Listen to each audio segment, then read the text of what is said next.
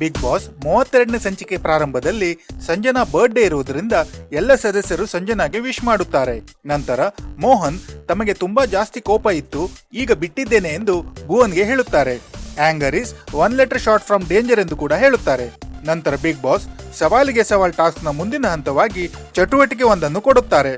ಅದರ ಪ್ರಕಾರ 2 ತಂಡದ ಸದಸ್ಯರು ಐಸ್ ಕ್ಯೂಬ್ ಮೇಲೆ ಬರಿಗಾಲಲ್ಲಿ ನಿಲ್ಲಬೇಕಾಗುತ್ತದೆ. ಅತಿ ಹೆಚ್ಚು ಸಮಯ ಐಸ್ ಕ್ಯೂಬ್ ಮೇಲೆ ನಿಂತವರು ಬಾವುಟವನ್ನು ಗೆಲ್ಲುತ್ತಾರೆ ಎಂದು ಬಿಗ್ ಬಾಸ್ ಹೇಳುತ್ತಾರೆ.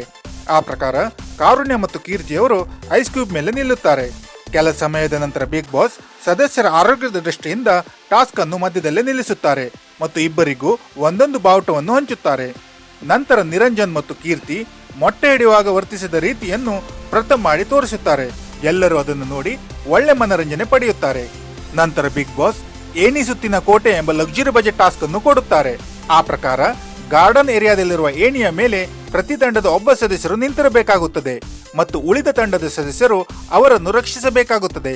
ಆ ಪ್ರಕಾರ ಕೀರ್ತಿ ಮತ್ತು ಭುವನ್ ಏಣಿ ಮೇಲೆ ನಿಂತಿರುತ್ತಾರೆ. ಉಳಿದ ತಂಡದ ಸದಸ್ಯರು ವಿರುದ್ಧವಾದ ತಂಡದ ಸದಸ್ಯರಿಗೆ ನೀರೆರಚಿ ಏಣಿಯಿಂದ ಇಳಿಸಲು ಪ್ರಯತ್ನಿಸುತ್ತಾರೆ. ನೀರು ಮೈ ಮೇಲೆ ಬಿದ್ದಿದ್ದಕ್ಕೆ ಪ್ರಥಮ್ ಮತ್ತು ನಿರಂಜನ್ಗೆ ವಾಗ್ವಾದ ನಡೆಯುತ್ತದೆ. ಕ್ಯಾಪ್ಟನ್ ಮೋಹನ್ ಅವರಿಬ್ಬರಿಗೂ ಸಮಾಧಾನ ಮಾಡುತ್ತಾರೆ. ಟಾಸ್ಕ್ ನ ಕೊನೆಯಲ್ಲಿ ನಿರಂಜನ್ ಅವರು ಭುವನ್ ಅವರನ್ನು ತಳ್ಳಿ ಕೆಳಗಿಳಿಸುತ್ತಾರೆ. ಆಗ ಕೀರ್ತಿ ಟೀಮ್ ವಿನ್ ಆಗುತ್ತದೆ ಮತ್ತು ಬಿಗ್ ಬಾಸ್ ಕೀರ್ತಿಗೆ 5 ಬಾವುಟಗಳನ್ನು ಕೊಡುತ್ತಾರೆ.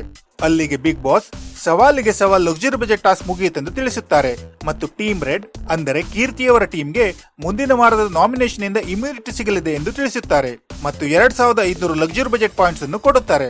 ನಂತರ ಬಿಗ್ ಬಾಸ್ ಅಧಿಕಾರ ಕೊಟ್ಟ ಪ್ರಕಾರ ಮೋಹನ್ ಅವರು ಕೀರ್ತಿ ಮತ್ತು ಕಾರುಣ್ಯಗೆ ಬೆಸ್ಟ್ ಪರ್ಫಾರ್ಮರ್ ಮತ್ತು ಮಾಳವಿಕಾಗೆ ವರ್ಸ್ಟ್ ಪರ್ಫಾರ್ಮರ್ ಎಂಬ ಬಿರುದನ್ನು ಕೊಡುತ್ತಾರೆ.